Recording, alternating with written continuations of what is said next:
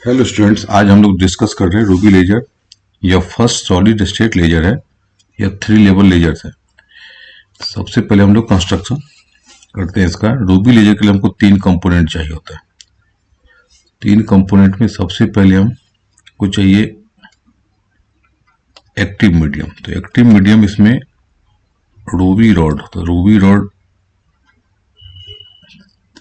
जिसका लेंथ हम लोग लेते हैं 10 सेंटीमीटर और विड्थ होता है 0.8 सेंटीमीटर। तो ये रूबी रॉड एक्चुअली है क्या है? रूबी रॉड जो है यह है एल्यूमिनियम ऑक्साइड, जिसमें डोपिंग कर देते हैं हम लोग क्रोमियम आयन से। ये क्रोमियम आयन 0.5% होता है, जिसके कारण इसका कलर हो जाता है पिंक। ये इसका कलर पिंक हो जाता है और इसी को हम लोग बोलते हैं रूबी रॉड। ये रूबी रॉड होता है। तो इस एल्यूमिनियम के कुछ आयन को यहाँ पे रिप्लेस कर देता है। तो इसको हम लोग लिख सकते हैं यहाँ पे, ये जो गया कि एल्यूमिनियम ऑक्साइड और प्लस यहाँ पे क्रोमियम आयन का डोपिंग इसमें करते हैं। तो ये पहला हमको मिल गया एक्टिव मीडियम, जिसमें पॉपुलेशन इन्वर्जन ऑब्टेन करते हैं। सेकंड, हमको एनर्जी चाहिए। तो एनर्जी के लिए हम लोग इसको एक ग्लास ट्यूब में रख देते हैं और इसके ऊपर एक हमको हेलिकन जेनन पाथ का चाहिए। हेलिकन जेनन पाथ का हमको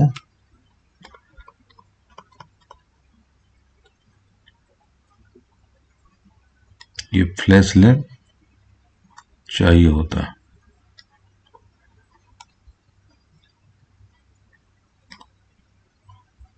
ये फ्लैश लैंप इसको चाहिए तो हम लोग इसको ऐसे मिला देते हैं।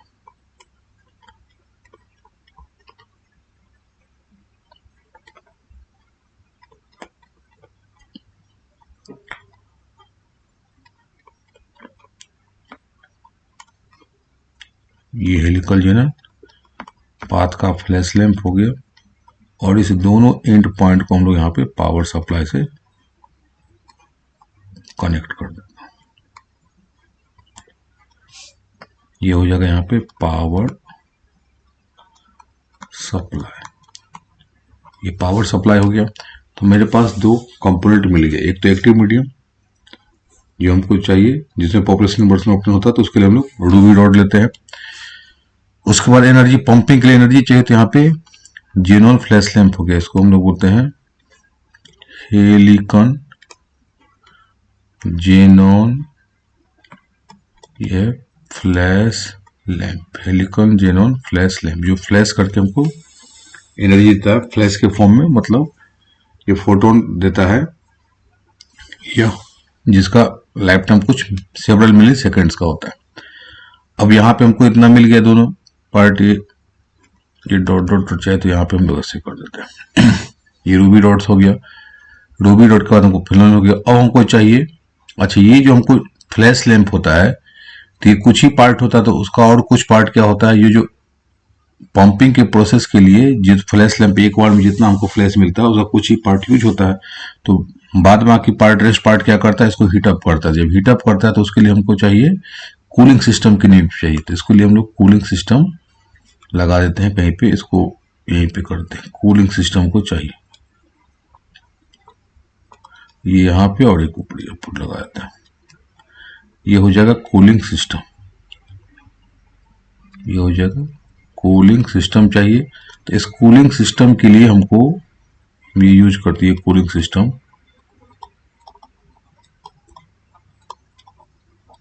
इसके लिए लिक्विड नाइट्रोजन या वाटर का हम लोग यूज करते हैं, या तो वाटर करते हैं या लिक्विड नाइट्रोजन हम लोग यूज करते हैं। तो कूलिंग सिस्टम के लिए। अब तीसरा कंपोनेंट को चाहिए रेजिनेटर के लिए। रेजिनेटर जो इनहेंस करता है फोटॉन्स को। तो इसके लिए हम लोग क्या करते हैं, मिरर का जनरली यूज करते हैं। तो ये यहाँ पे जो एक तरफ पार्ट होता है इसका, इसको जो रूबी रॉड है इसी को हम लोग क्या करते हैं, ऑप्टिकली फ्लैट बना के एक तरफ फुल्ली सिल्वर्ड कर देते हैं, दूसरी तरफ पार्शली सिल्वर्ड करते हैं। तो इसको हम लोग मिरर, एक तरफ को M1 बोलते हैं, दूसरे को हम लोग जस्ट लाइक मिरर यहाँ पे बोलता है। तो ये M1 जो है ये 100% रिफ्लेक्टिविटी, ये जो मिरर है ये हो गया 100% रिफ्लेक्टिविटी, मतलब फुल्ली रिफ्लेक्टेड। और ये M2 जो है वो 90% रिफ्लेक्टेड, 90% रिफ्लेक्टेड हो गया, 90% रिफ्लेक्टेड। तो 90% यहाँ पे रिफ्लेक्टेड हो गया, इसका मतलब हो गया यहाँ पे 10% इससे होकर के, इस M2 से होकर के वो ट्रांसमिट हो सकता है। तो ये कंस्ट्रक्शन वाला पार्ट हो गया। 3 कंपोनेंट हमको चाहिए होते हैं, तीनों कंपोनेंट हमको चाहिए यहाँ पे। तो पहला पार्ट हो गया एक्टिव के लिए, जो हमको चाहिए यहाँ पे एक्टिव मीडियम। तो एक्टिव मीडियम है क्या हो गया, एक्टिव मीडियम के लिए मेरे पास आ गया रूबी रॉड आ गया, जिसमें हमको पॉपुलेशन इन्वर्जन ऑब्टेन होता है। पॉपुलेशन इन्वर्जन का मतलब यहाँ पे अपर लेजिंग लेवल में नंबर ऑफ एटम ज्यादा होना चाहिए लोअर लेजिंग लेवल में। सेकंड हमको चाहिए एनर्जी सिस्टम पंपिंग, तो पंपिंग के लिए हमने यहाँ पे फ्लैश लैंप पंप ले लिया, ये पंपिंग, तो ये फ्लैश लैंप पंप हो गया। थर्ड कंपोनेंट चाहिए हमको रेजिनेटर या ऑप्टिकल कैविटी चाहिए, ऑप्टिकल कैविटी या रेजिनेटर। तो इसके लिए हमने मिरर को यहाँ पे M1 एंड M2 का हमने यूज कर लिया मिरर का। अब हम लोग चलते हैं वर्किंग वाले पे। तो कंस्ट्रक्शन पे तो हो गया, जैसे फ्लैश लैंप देते हैं। अब यहाँ पे इसके अंदर क्या मैकेनिज्म होता है, तो जैसे हम लोग यहाँ पे इसको यहाँ पे एनर्जी सप्लाई करते हैं, तो जैसे एनर्जी सप्लाई करते हैं तो इसके अंदर मैकेनिज्म होता है। अब हम लोग देखते हैं यहाँ पे वर्किंग वाला। इस वर्किंग में ये एनर्जी लेवल है 3 एनर्जी लेवल्स। तो यहाँ पे आ गया एनर्जी लेवल, ये एनर्जी लेवल हो गया E1, ये एनर्जी लेवल हो गया E2, ये एनर्जी लेवल हो गया E3। तो ये क्रोमियम आयन का एनर्जी लेवल है,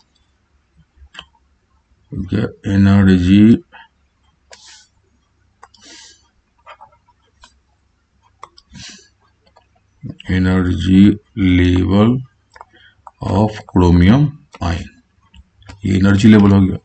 और वर्किंग कैसे काम करता है, तो जैसे यहाँ पे लोग देखते हैं कि ये वाले पार्ट में, ये जैसे यहाँ पे हम लोग पावर सप्लाई ऑन करते हैं, ये फ्लैश देता है, फ्लैश मतलब फोटोन देता है। तो जैसे फ्लैश देता है तो यहाँ पे अब क्या होता है, एनर्जी, ये फ्लैश आता है जैसे, तो इसका जितना यहाँ पे एनर्जी होता है, इस एनर्जी का यहाँ पे फोटोन अगर हमने h न्यू ले लिया, फोटोन का एनर्जी ये अगर h न्यू, इस E3 माइनस E1 दोनों एनर्जी लेवल, मतलब यहाँ पे 3 और E के बीच में होता है। तो यहाँ पे स्टार्टिंग में क्या होता है, जनरली सारे नंबर ऑफ एटम्स यहाँ पे होते हैं, नंबर ऑफ एटम्स होते हैं ग्राउंड स्टेट में, E1 लेवल में होता है, ये हो गया ग्राउंड स्टेट में। तो यहां से ग्रीन कंपोनेंट ऑब्जर्व करता है, ये कहां चला जाता है, एक्साइट होकर के एटम यहाँ पे E3 लेवल में। ये E3 लेवल जो है यह एक्साइटेड लेवल है, ये E3 लेवल है, एक्साइटेड लेवल है, इसको हम लोग यहाँ पे ये एक्साइटेड लेवल हो गया, ये एक्साइटेड लेवल एक ही दिखाते हैं लेकिन ये बहुत सारा जाता है। यहाँ पे एक्साइटेड लेवल है, एक्साइटेड लेवल है, एक्साइटेड लेवल,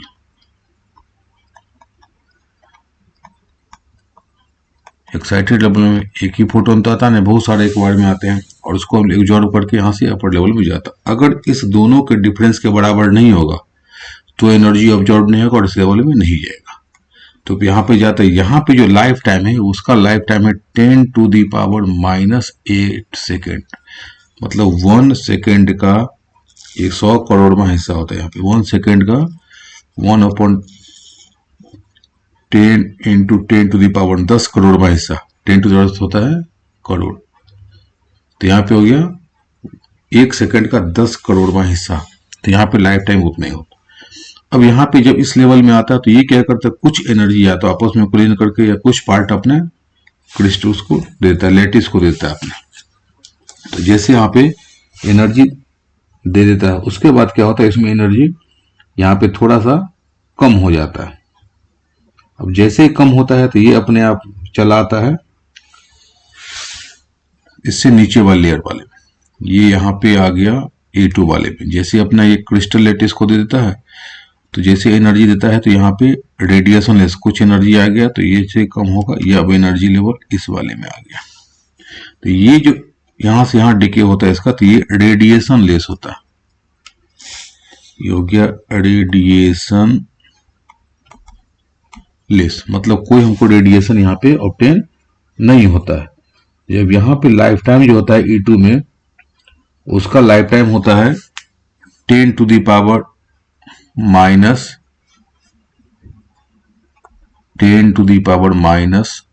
-3 सेकेंड। इसका मतलब यहाँ पे E3 के कंपेरिजन में E2 में जो है लाइफ टाइम 1 लाख टाइम्स ज्यादा होता है।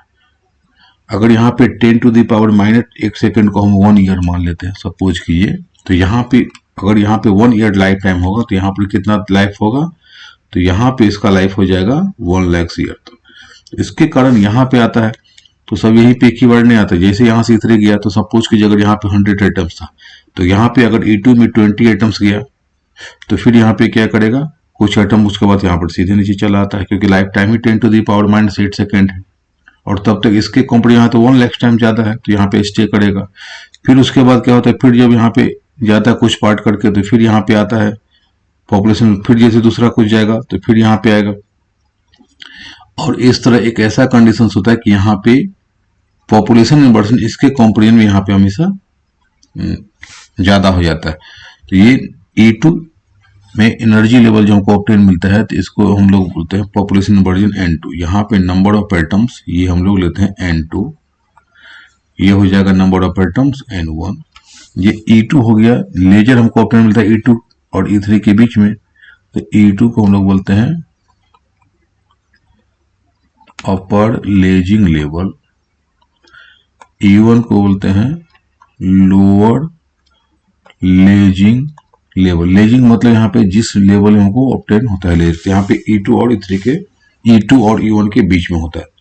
तो यहाँ पे लाइफ टाइम बहुत ज्यादा होता है, मेटा स्टेबल स्टेट को कहते हैं। ये E2 को हम लोग बोलते हैं मेटा स्टेबल स्टेट, यहाँ पे लाइफ टाइम ज्यादा होता है। ये वाला पार्ट हो गया मेटा स्टेबल स्टेट, इसको हम लोग बोलते हैं मेटा स्टेबल स्टेट हो गया।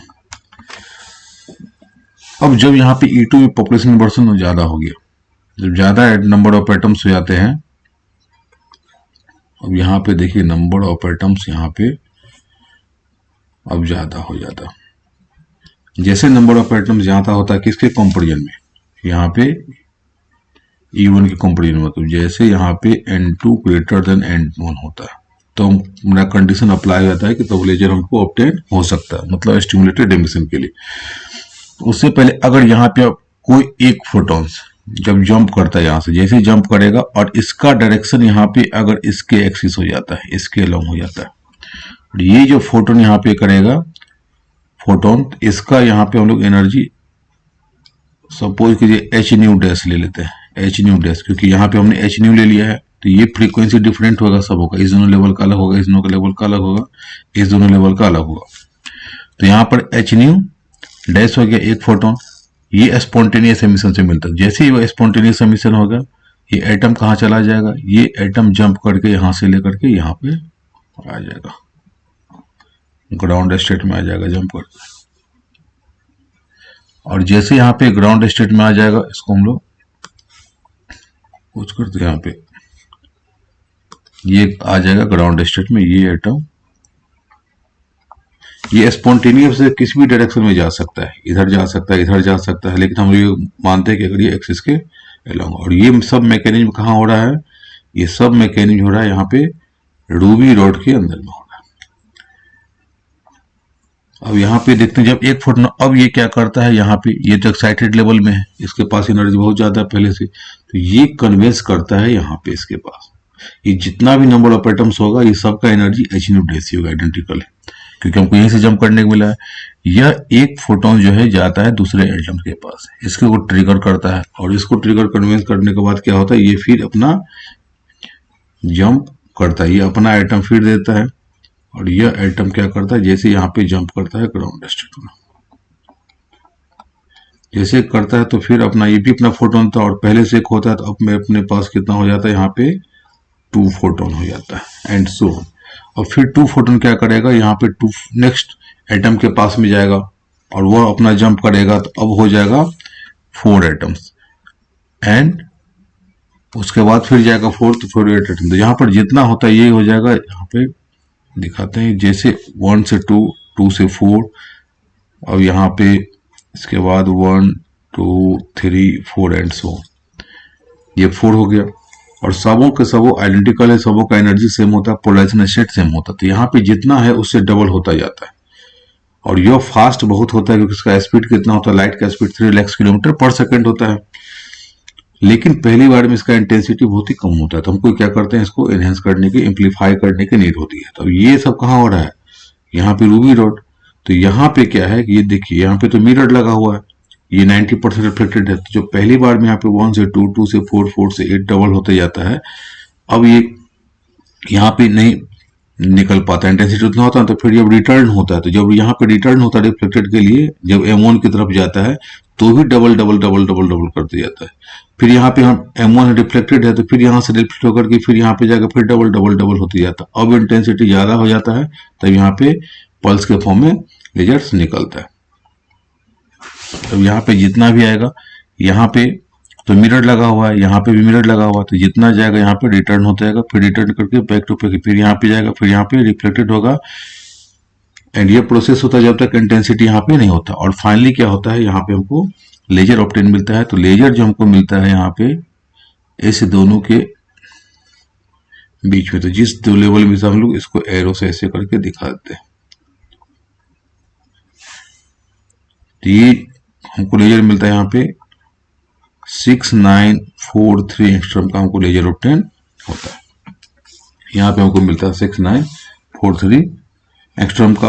और ये जो ग्रीन कंपोनेंट है, यह ग्रीन कंपोनेंट ऑब्जर्व करता था, इसका जो एंगस्ट्रॉम था ये 5500 एंगस्ट्रॉम था, जिसको ये एब्जॉर्ब करता है। तो हमको यहाँ पे लेजर ऑब्टेन हो जाता है। और यह उसके बाद क्या होता है, तो पल्स के फॉर्म में हमको मिलता है, मतलब जितना एक बार हमको यूज हुआ, क्योंकि जैसे जैसे यहाँ पे होता है एक बार पॉपुलेशन रिवर्सल पूरा इन वन को पूरा कंज्यूम हो जाता है, फिर दूसरा पॉपुलेशन रिवर्सन चाहिए, तो उस बीच में यहाँ पे कुछ माइक्रो सेकंड का भी टाइम होता है जो हमको पता नहीं, डायरेक्ट से पता नहीं चल पाता। फिर वहां पे जब फ्लैश लैंप लेते हैं हम लोग, तो फिर वहां पे जब तक ये पूरा प्रोसेस रिपीट होने के बीच में कुछ एक और पल्स और दूसरे पल्स के बीच में टाइम का यहाँ पे कुछ माइक्रो सेकंड का फर्क होता है, तो ये हम लोग को पता चल नहीं पाता है। तो इसीलिए इसको बोलते हैं पल्स लेजर। ये पल्स के फॉर्म में मिलता है हमको, इसको पल्स्ड लेजर भी कहते हैं। पल्स का मतलब स्मॉल स्मॉल पीसेस, छोटा छोटा के बीच में गैप होता है, तो यहाँ आपको ये लेजर ऑब्टेन होता है। तो ये हम लोग देखा कि कंस्ट्रक्शन एंड लेजर, तो यहाँ पे हम लोग जब लेजर ऑब्टेन होता है तो जिस साइड से आता है, तो हम लोग यहाँ पे लेजर को ऐसे दिखा देते हैं कि इस टाइप से हमको यहाँ पे लेजर ये मिलता है। यह क्या पल्स्ड लेजर, ये गया पल्स्ड लेजर। तो इसीलिए यहाँ पे 3 एनर्जी लेवल से इसको हम लोग यहाँ पे 3 लेवल कहते हैं। ये इसका ड्रॉबैक भी है, जब हम लोग हीलियम नियल लेजर पढ़ेंगे तो उसमें देखेंगे कंटिन्यूस लेजर मिलता है और उसमें ये पल्स लेजर मिलता है।